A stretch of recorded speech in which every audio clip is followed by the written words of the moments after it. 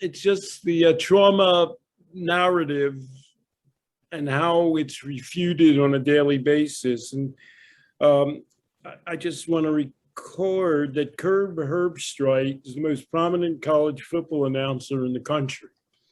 He works for ESPN. He does their Saturday college shows. He wrote a memoir, Out of the Pocket. Zach, what would you guess Out of the Pocket? What's that title suggest to you? So scrambling and yeah, where you're in the pocket, you're being protected by your guards, and if you're out of the pocket, you're on your own.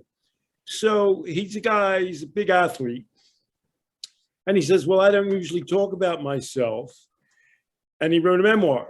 And in the memoir, he said, whenever I see somebody presenting a memoir, I'm thinking, I don't think he's going to tell a story that his parents lived in a white picket house. Yeah.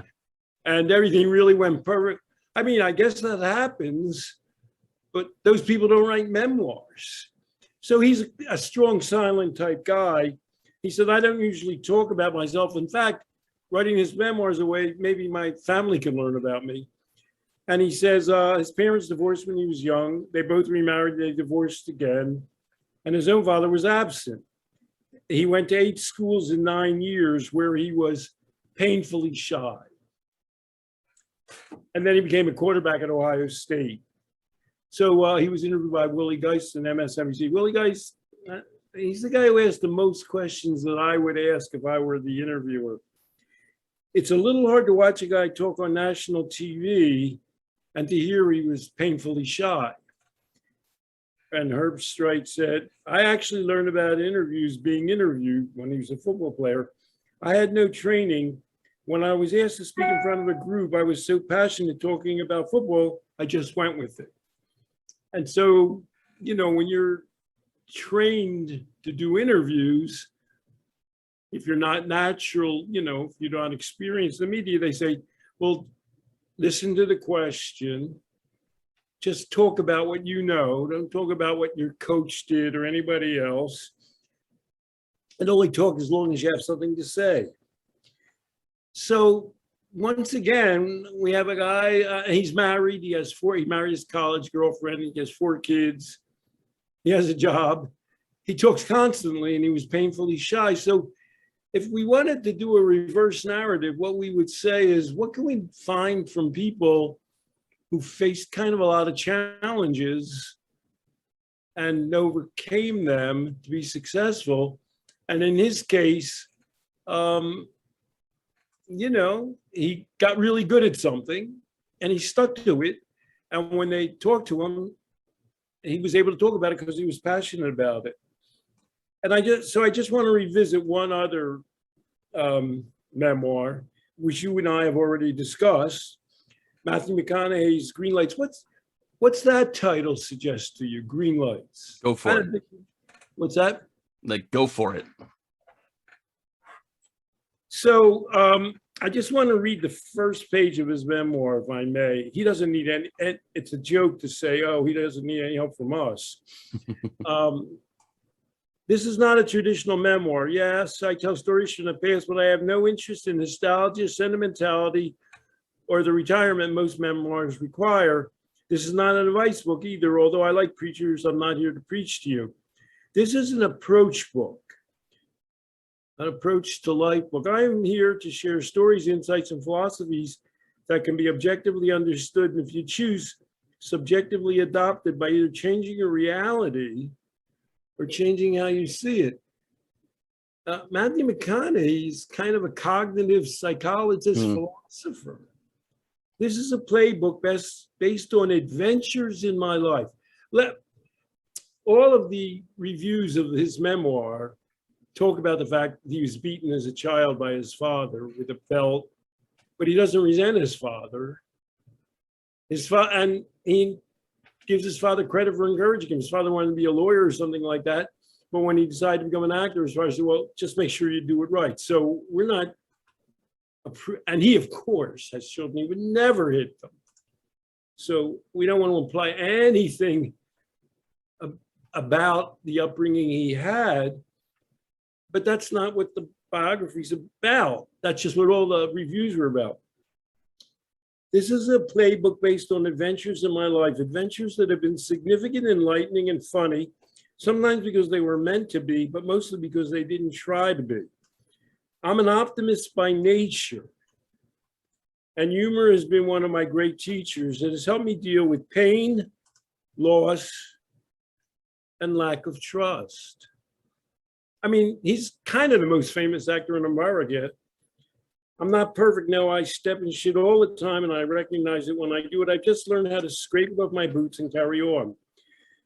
We all step in shit from time to time. We hit roadblocks, we fuck up, we get fucked, we get sick, we don't get what we want, we cross thousands of could have done betters and wish that wouldn't have happened in life. Stepping in shit is inevitable. I don't know if he had to say shit that many times in one page. So let's either see it as good luck or figure out how to do it less often. I don't know. I might vote for him for governor of Texas if he runs, although, you know, I don't think I get a vote in Brooklyn. So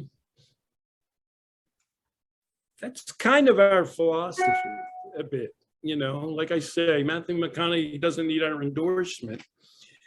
But I want to talk a little bit about our intellectual philosophy now, today, as I go into another topic of concern. We don't believe in conspiracies or crazy sub-realities. We're like, we're logical positivists.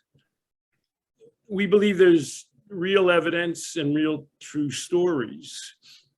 But we question the true stories that we hear, and in general, we feel that our lives are managed by governing myths.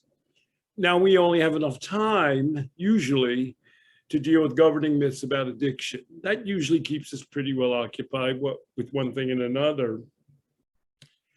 But what's in the news this week is, perhaps you've heard, Afghanistan. And we've been in Afghanistan for 20 years, longest war ever. We spent $2 trillion.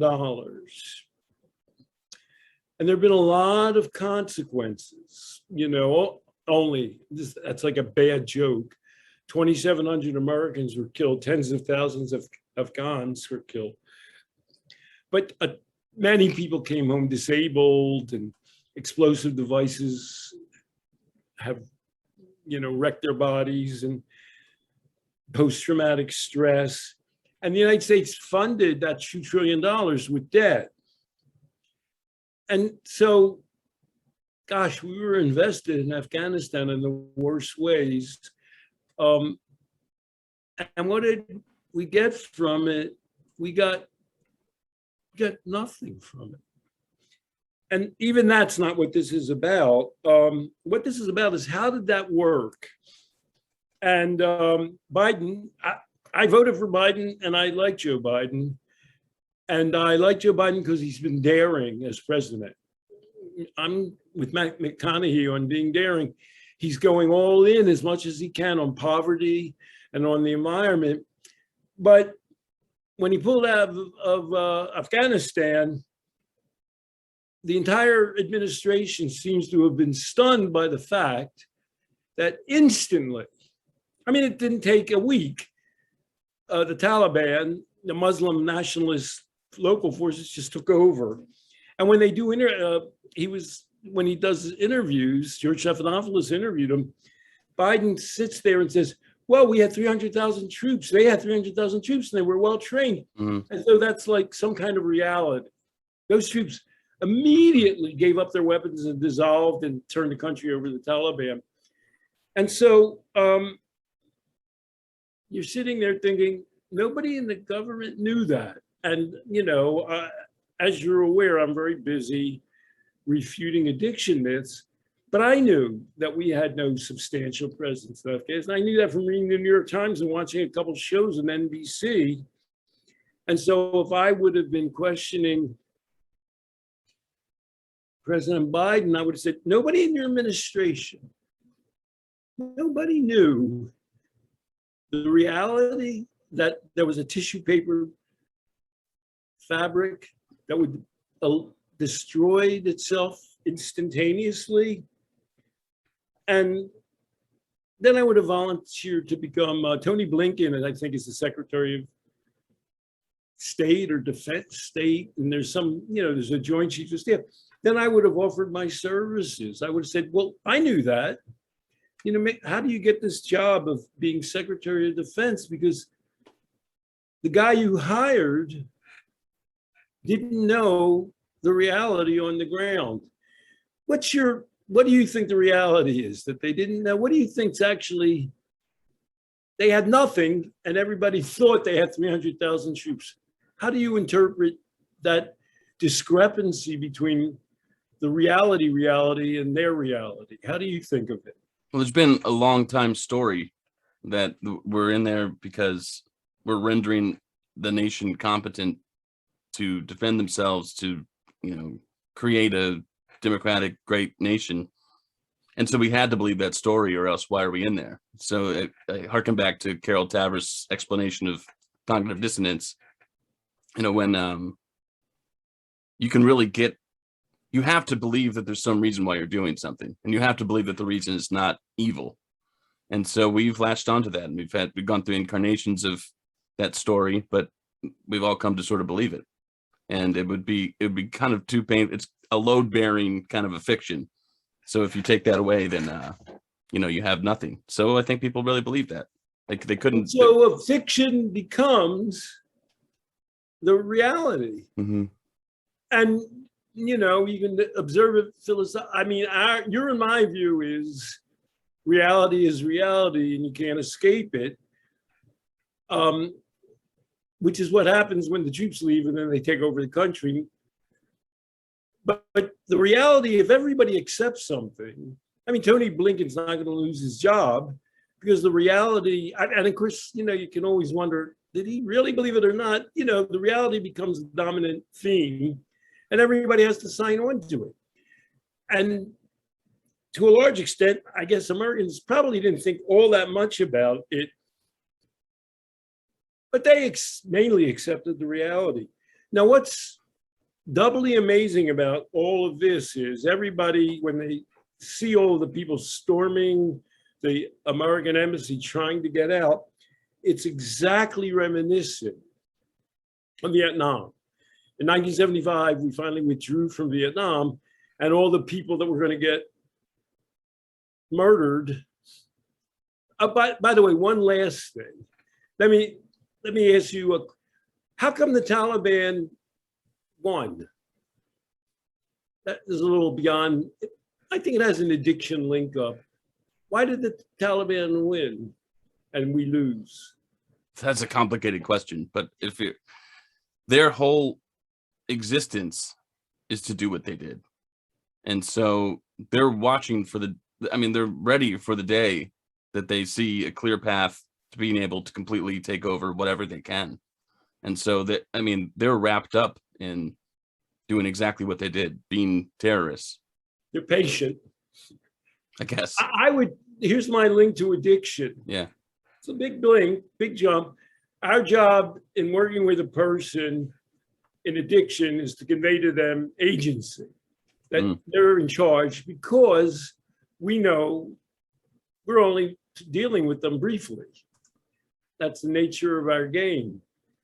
And so there's a comparison. The United States' job was to create agency in Afghanistan, right? But they didn't, and people didn't think it did. We had a puppet government. They stole the money that we put in there, and the Taliban has their ups and downs. I'm not defending child beating, and I'm not defending the Taliban, but they're there. They care. They're not going anywhere else. And at least they're trying to do their own thing. And if we wanted to succeed in replacing them or defeating them, we needed to create or help, or we don't create, you support a group that has a feeling of agency, where they care and they're invested and it matters to them, and didn't do that. And what's so remarkable, let me return to Vietnam, is if we were about to learn a lesson, we would have learned that lesson in Vietnam, where exactly the same thing happened in 1965. I mean, you can't evaluate catastrophes. You can't compare them. But we were there 10 years, 58,000 Americans died in Vietnam. Phew. A lot of people sacrificed their lives and lost a lot.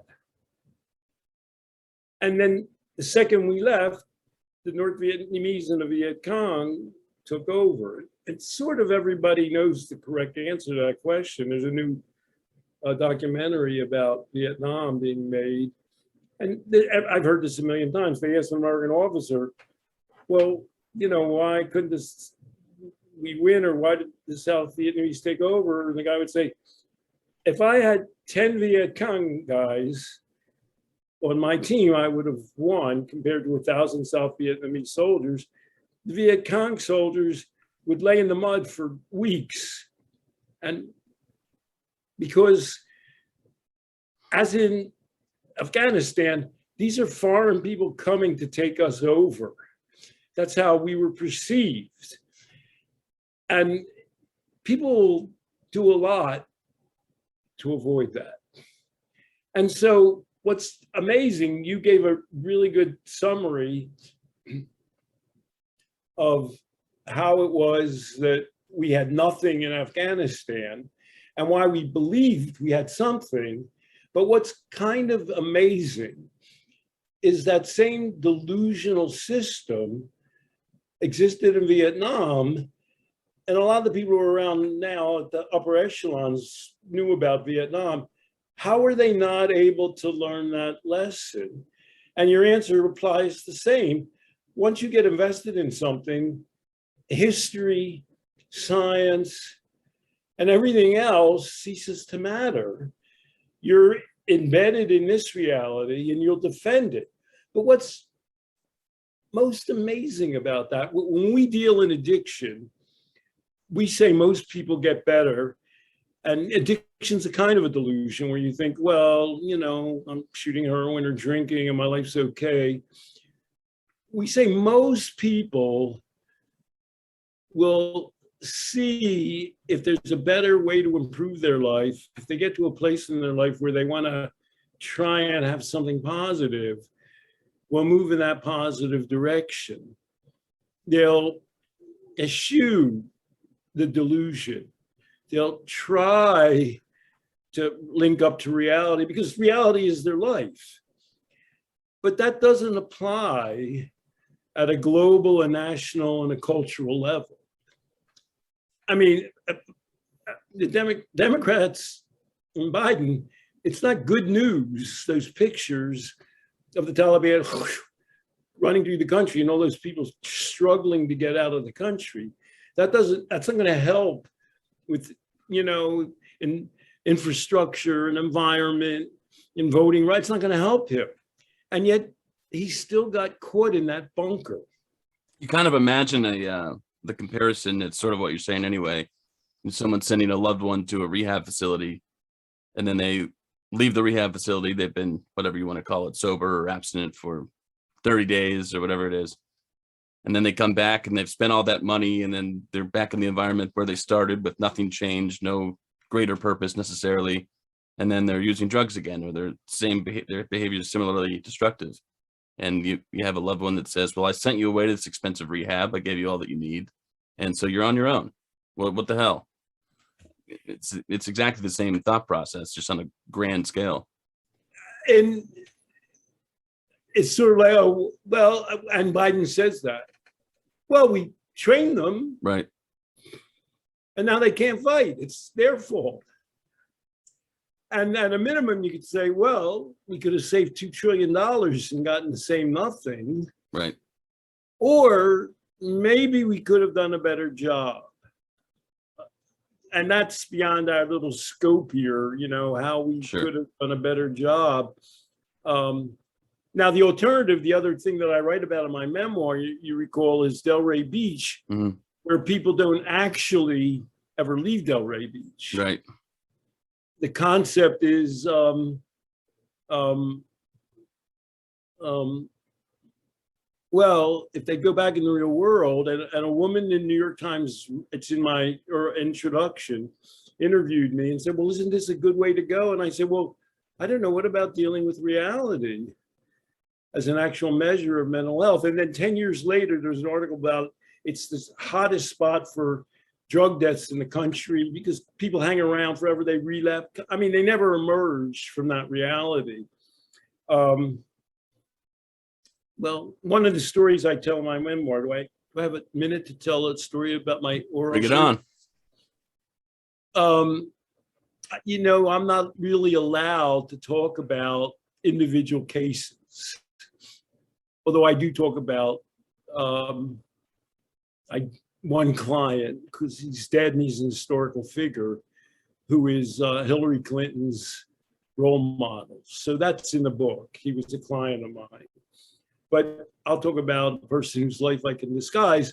I had baby teeth, and so late in life, I had to have these baby teeth pulled and have artificial teeth inserted. And that's a quite expensive process. And so I went, you know, to a guy who was, everybody knew he was good. And when I got there, he said, oh, you know, my son was just in rehab around heroin in Delray Beach in Florida. And he's smoking marijuana and drinking now after he got out. And experts there informed me that's a relapse and I can't let him come home. He has to stay there. And for some reason, this oral surgeon was, you know, obviously smart, but he was looking askance at that advice. And I said, well, you know, some people can't manage heroin, can manage marijuana and alcohol. Staying in Florida, that's not rehab. That's, you know, you can afford to keep them there forever.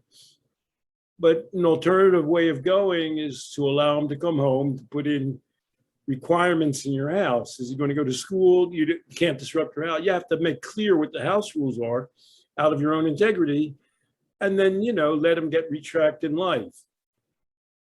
So as the story goes on, he replaced one of my baby teeth. And the next time I came in to replace my next baby tooth, he said, you know, you saved my family's life. And then I went home, and this is before emails, late 80s, I wrote him a letter and said, you know, he charged me like, these numbers probably don't even cover what he charged me, $5,000, and I saved your family's life. And then he wrote me a letter saying two things. One, you may not be aware what the real cost is. I actually gave you a professional discount. And B, you know, I don't usually pay for professional services when a guy's sitting in my chair for 20 minutes and gives me his opinion. So, but he then said, but I gave you a professional, you know, usually a dentist doesn't give a psychologist a professional discount. So when I had my other tooth replaced, you know, we were in for a couple of thousand on my behalf. So I figured, okay, we're good. Anyhow, so let me move on from my little, you know, dental surgeon problems to the fact that people have these realities that they can't escape. And we can work with the client to escape a reality. You and I, well, clients come to the Life Process program because they're already not happy with the current reality. They don't, because it says at the website, non-disease, non-12-step program. They're not coming there just saying, oh man, AA's, you know, they're already saying, is this really supposed to be helping me? Or because it doesn't work for me. Either they've been in it or they, you know, heard about it and they say, I don't think that's going to work for me. Right. It's important to say up front that at some level, you just have to let people believe what they're going to believe. But the thing that we're working on is instilling them with the ability to understand the scope of what reality is. And so, and usually that happens. I mean, we don't need to tell someone you should believe something different or you should look beyond what you're doing now. People are coming to us already saying something's going on. And so can you help me track this? Which is what was happening with the oral surgeon. He started saying, is this true? Yeah. That he has to stay in Florida because he drinks. Is that, it's sort of like you're a reasonably smart person. And part of what we say is, well, we're sort of saying no, but what do you think? And, let's talk about what you think. And, the way you think may be more in keeping with the way that we think. So let's go up in that way, that lane. So anyhow, that brings us to Vietnam. Back to Vietnam in our correct professional guises, which is addiction people. And in 1975, when we wrote Love and Addiction, the heroin fallout from Vietnam had already become apparent. And in Love and Addiction, we quoted Richard Wilbur, who was Assistant Secretary of Defense for Health and Environment, which is a job. That's a big job. And he said, everything I learned in medical school about addiction was wrong, according to Vietnam, which is once you become hooked, you're permanently, inevitably, erraticably hooked. Vietnam proved every aspect of that wrong. And what we said in Love and Addiction, which that was 1975, that's when we pulled out of Vietnam, but the heroin thing had become a little apparent in the early, around maybe even a little earlier. And then Lee Robbins, a medical sociologist, epidemiologist at Washington University in St. Louis, thoroughly investigated the whole Vietnam thing. And what she found, I'll jump to the chase. Nobody believed it then, and nobody believes it now. Nobody believes Lee Robbins' findings then. Nobody believes them now, even though they're clear. So somebody just wrote an article that I passed around saying we never learned a lesson of Vietnam, which is a little bit how could be the title of this. We didn't learn a lesson of Vietnam and Afghanistan because it was too challenging to our reality, as you pointed out. So screw reality, except there's a time when reality comes and smacks you right in the face. And we saw that happened this past week. Oh, the Taliban just took over the country like nothing happened, and tens of thousands of people are trying to escape, and they can't do it because we made no preparations, because we sort of thought everything was sort of hunky-dory. And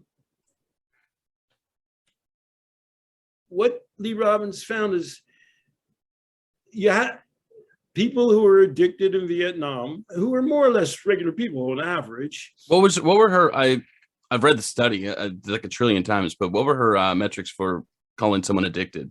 What were the, was that framework at the time? One of the articles I read said, oh, we maybe can't trust the Vietnam data because people use heroin occasionally without being addicted. Yeah. That's not the Robbins study. They had to have undergone withdrawal in Vietnam. I mean, there were people who took heroin, but they weren't the subjects in the study. Right. The subjects in the study were men who had gone withdrawal at some point in Vietnam. Right. So the article saying we didn't learn from Vietnam misstates. And from the start, I was at the University of Michigan, and I organized a workshop, and Michigan was famous. They had the high school drug study, and it was run by Lloyd Johnston. And I had on the panel, and he said, well, of course, they weren't really injecting heroin. They were snorting and injecting.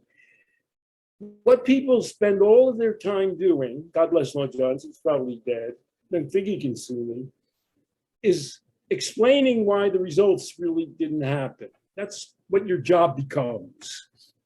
You know, Anthony Blinken's job, Lloyd Johnston's job. Even this person who was writing an article about how we didn't learn a lesson in Vietnam. So these guys were addicted. And even she can't believe the results. And when they got off the plane, only 5% were addicted in the first year back. And most of them didn't even undergo withdrawal. So that just can't happen. It so happens, this last weekend, I was with a psychiatrist and we were discussing Carl Hart's book.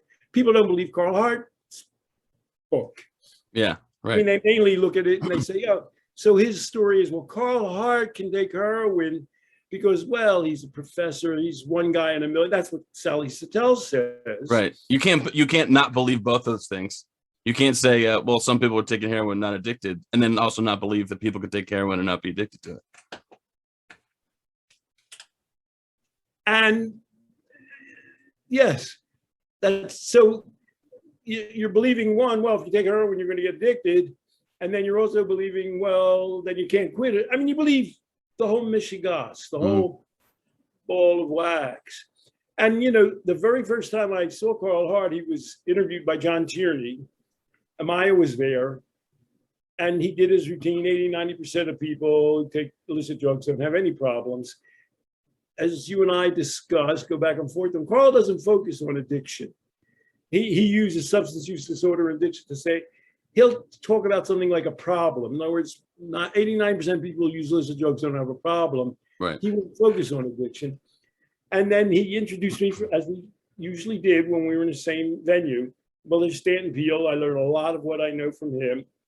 And afterwards, a guy came up to me. He was practically crying. He said, well, what he said about heroin isn't true, is it?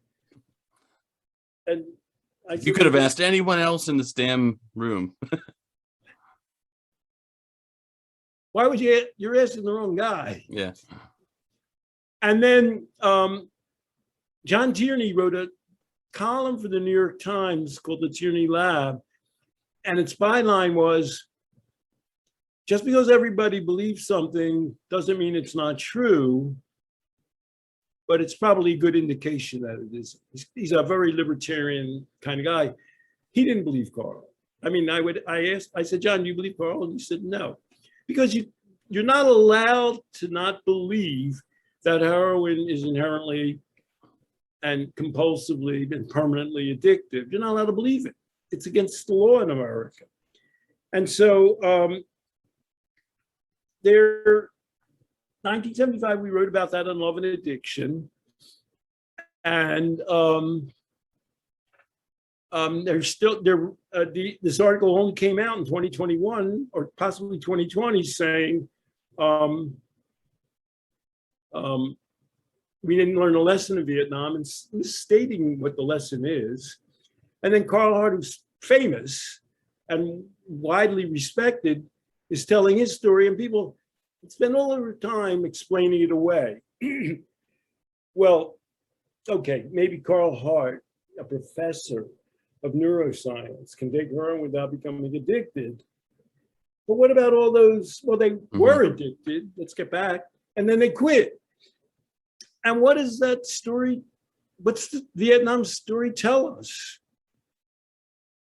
That 95% of them quit and they didn't even go undergo acute withdrawal. Three other things that they found, I'll just throw out there. There's a 5% who did get re-addicted, but they were predictable by the amount of antisocial involvement they had before going to Vietnam. Right. So what the 95% who quit were like kind of more or less normal, with the normal range of problems. The second thing that was true was treatment didn't help the 5%. If you went into treatment, you were more likely to become re-addicted. The third thing that happened, this is so scary, I can barely mention it. Lee Robbins was a kind of behavioral sociologist. And when people took heroin, half of the people took heroin stateside and didn't become, most of them, they're the people, only 5% became re-addicted. And so Lee Robbins had to say, if addiction is defined as taking something regularly, heroin was no more addictive than any other drug that the veterans took stateside, including barbiturates, amphetamines, and marijuana. That whole thing, we believe, well, heroin makes you addicted. It's the only drug that really makes you addicted. Well, how do you define addiction? Well, you have to take it all the time. In the streets, the way she put it was, on the streets of the United States, people were no more likely to take heroin compulsively or regularly than any other illicit drug. Nobody believes that. Except, and ironically, in The Meaning of Addiction, in my memoir, Lee Robbins doesn't believe it. Lee Robbins, in subsequent things she wrote, would talk about heroin being addictive, although, as she pointed out, if you define addiction as being taking things regularly or compulsively, it's no more addictive than any other drug or alcohol, of course, that people take. So we're back to your explanation of why the United States got in a situation in Afghanistan and believed a delusion that eventually, which cost a ton of money, and that negative, people died, and then people came home and with all of that craziness and not being able to adjust to America, and all of the social costs as well as the financial costs, and it fell down around our ears. And you explain that people have that reality, and that's their reality. They're going to defend it almost to the death. And we have an addiction reality. And so, you know, from Love and Addiction, from the original Vietnam study by Lee Robbins, from Love and Addiction, and you and I, of course, dealt with that in Outgrowing Addiction. People can read about what we've just spoken about if they look up Vietnam in Filter magazine. We had a chapter about what Vietnam told us and all the data that show it's still true.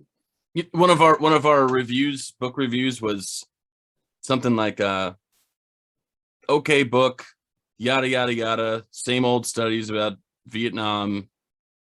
It's like a 3-star review. Someone like enjoyed it, but was just getting tired of the same old study. And well, here's the explanation of why would you cite a study that you've been citing personally since the study's been done?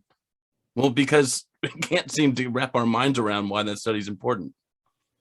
But we only use that to defend ourselves. We begin that chapter with that, and then we go into all the recent, of course, epidemiological data that show the same thing. Of course, yeah.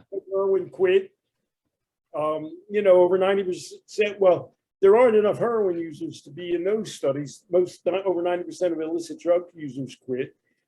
But you know, in previous studies, at one point they asked people, have you ever taken crack cocaine? Have you ever taken heroin? Have you taken it in the last year? Have you taken it in the last month? And the number of people who've taken it in the last month is about 5%. Mm-hmm. So, and that's a study of everybody in America. They don't even use that anymore because there aren't enough heroin users to do it. But every piece of data says the same thing, that human beings will, in the course of events, reject an experience that's very negative, and if they can do better in their lives. So we're back to the fact that a reviewer could say, oh, they're still studying Vietnam. And then the reviewer could say, and nobody believes that anyhow. And Carl Hart, he's more prestigious than them. Nobody believes him anyhow. You know, the review in the New York Times says, well, everything he says about heroin can't be true. You know, I've studied drugs. I know all about drugs. Right. He could write the same review about Carl Hart, yada, yada, same old thing. Drugs aren't the problem. Move on, you know. And, you know, if Carl Hart runs into that flack, we're going to keep running into the flack. But what we're trying to do here is, well, 3 things. There's a real reality. There's a social reality.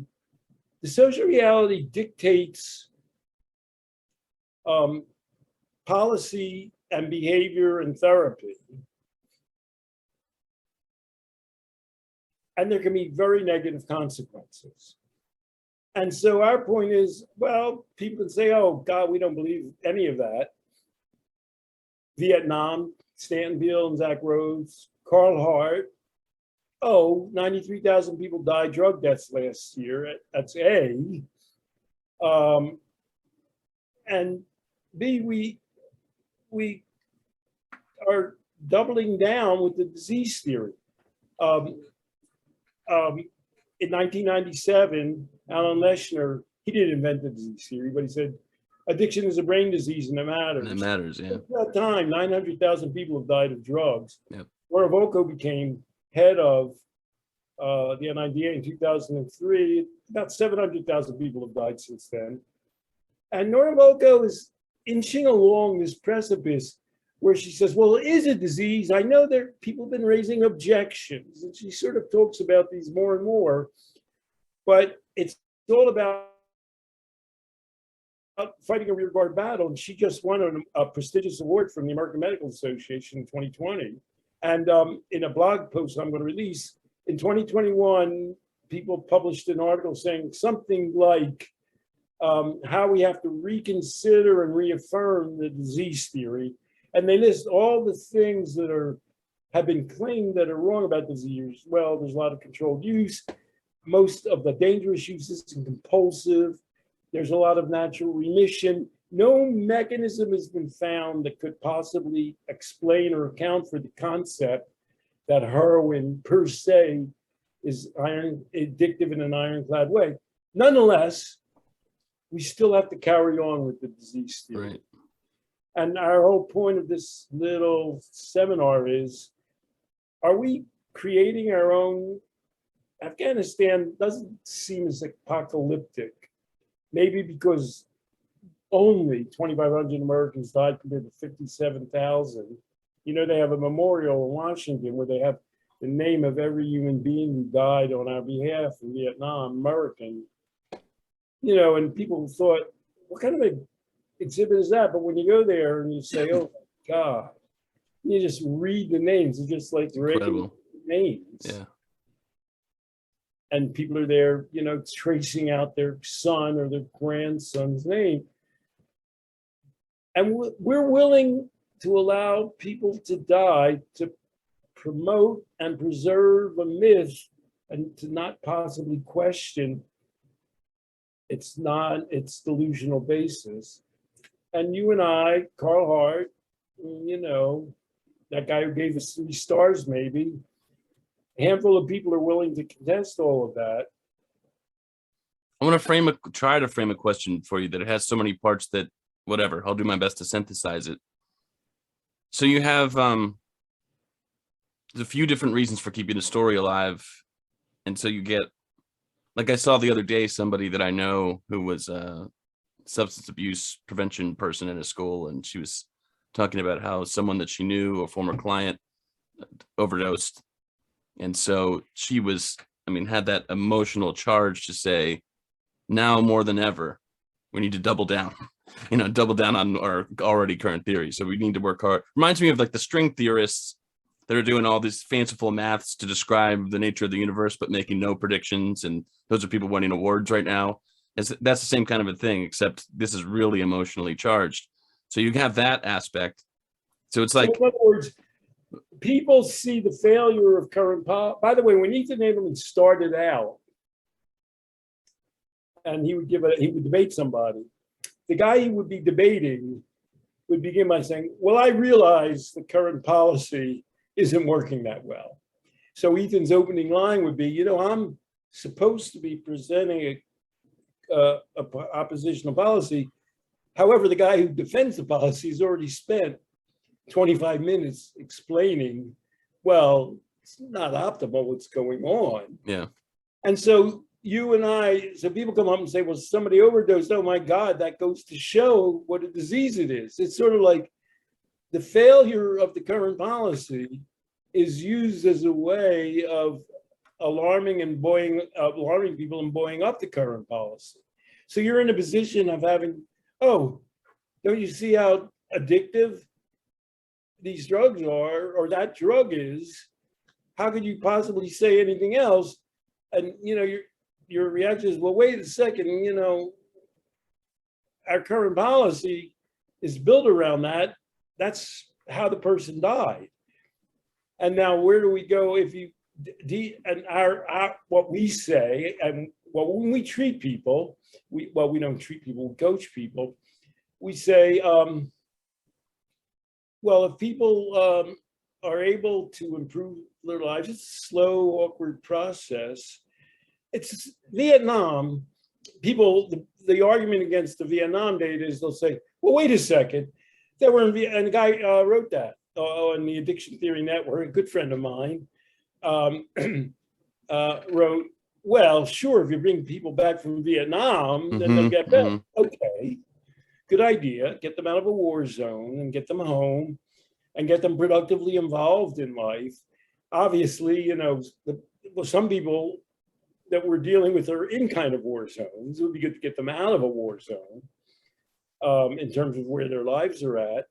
And then, you know, other people, what we're trying to do is, well, why did they stop taking heroin or being addicted when they got home? Well, they were with loved ones.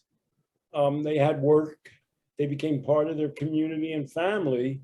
We can do that. We can do that part. We can help with that part. And a policy that, you know, like, for example, me and my oral surgeon.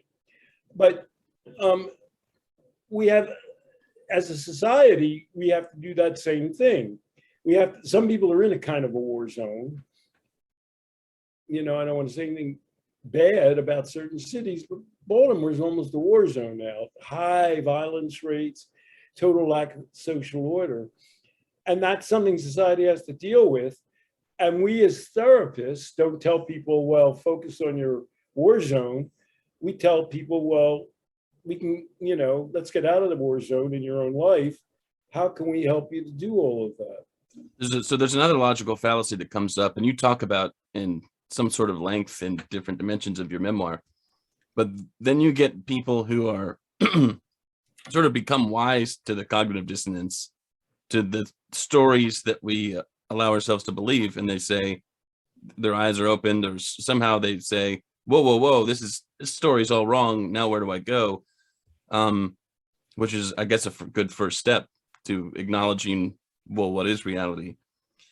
And a lot of times those people focus all their energy on, you know, fighting the current system, or, you know, being resentful toward people who believe those stories, but not trying to actualize what really is going on. You know, they could be equally as delusional by just simply trying to fight something, even though it's probably right to buck against it, because they're not making a reasoned analysis of, okay, so what really is going on? They feel hurt that they've been, what do you say, indoctrinated into some cultist sort of a mindset. And some people are trapped in, the people are torn about their own delusions. Some people strive to escape them and they turn to us for freedom.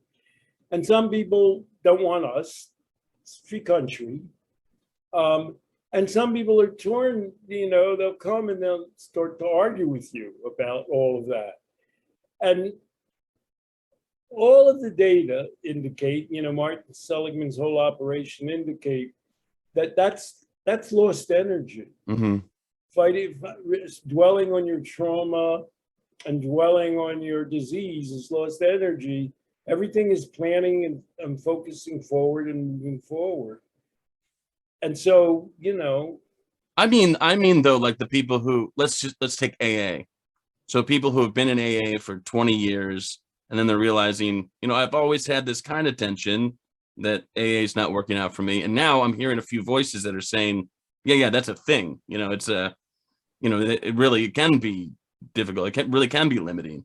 And I said, well, screw AA. You know, they're on the charge anti-AA, but they're not really thinking about what makes life worth living.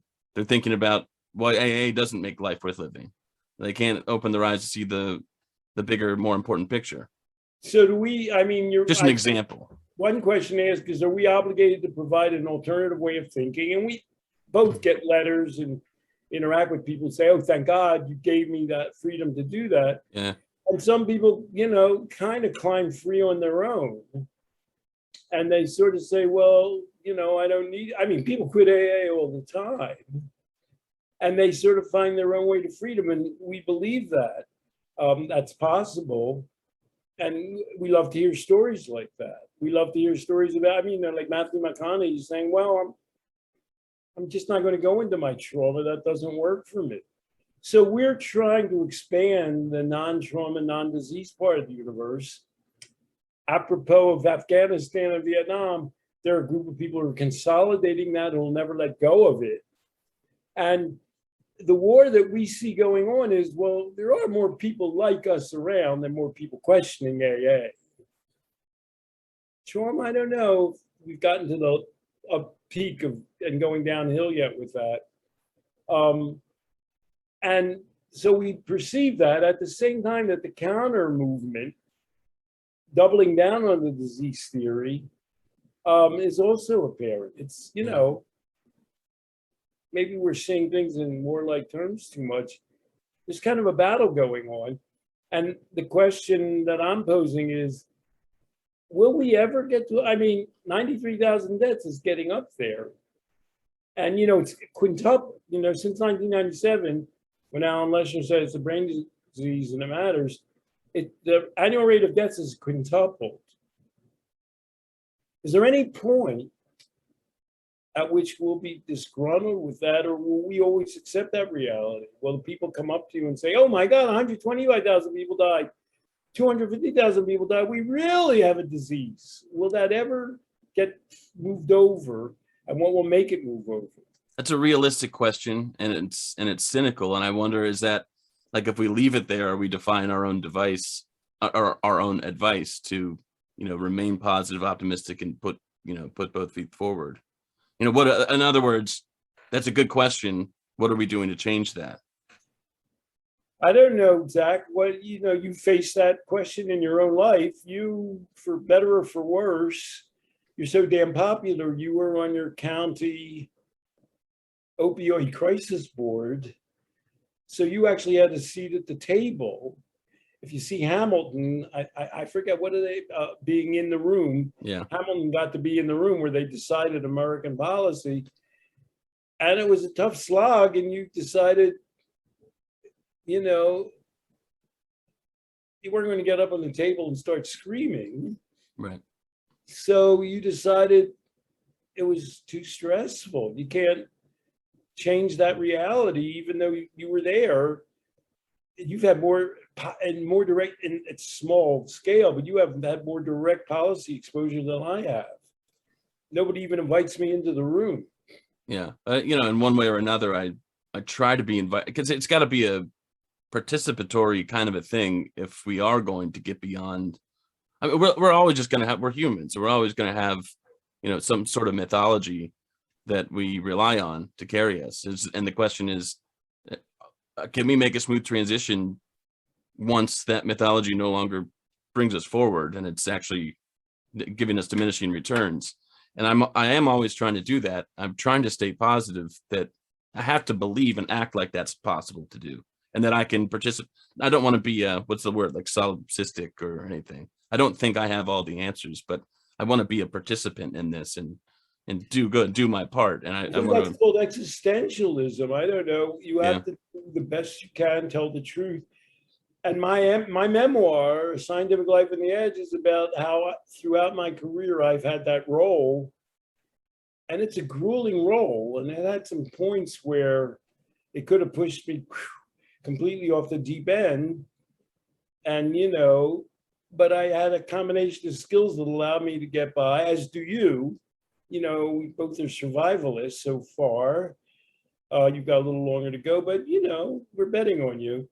And you have to develop a way of plowing through life. I dedicate the book to Semmelweis, who before they knew about germ theory, said if doctors washed their hands before they delivered babies, they'd have fewer stillbirths and fewer infections of women.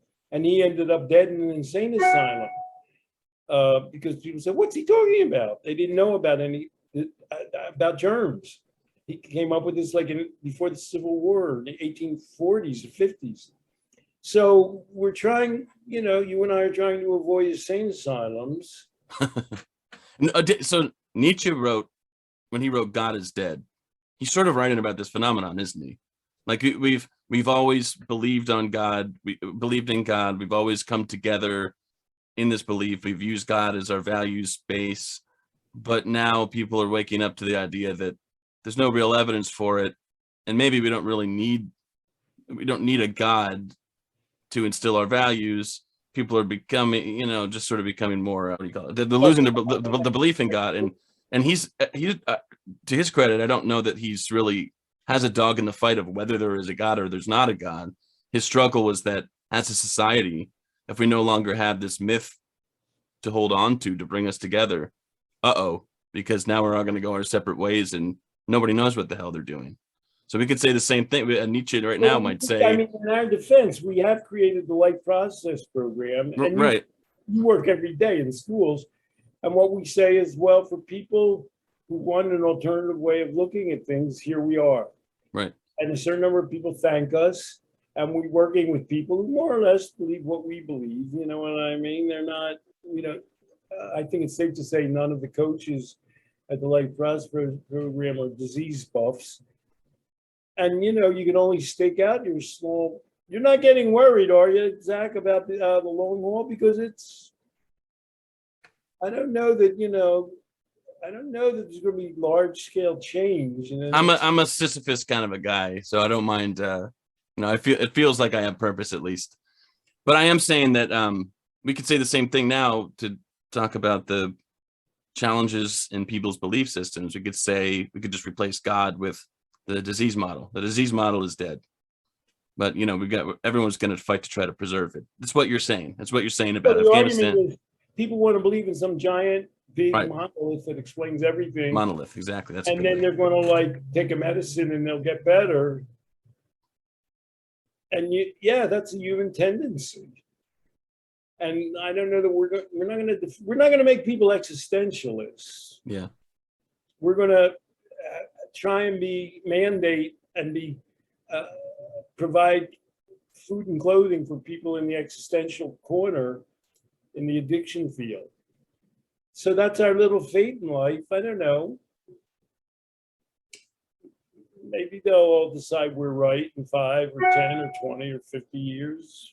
Somebody with a grand idea or with more energy than us, although I don't know, I guess both of us are pretty energetic in the work that we're doing. Hopefully we'll listen to this, like one out of the 1,000 people that hear this and come up with some idea. There's a reason why we're doing this. It's like we can't expect that every time we put forward an effort, we're going to change the universe, but damn it, we're trying to. We have to be aware. We can't, we're stuck having to believe reality. Now remember, I'm 75, I'm a little older than you.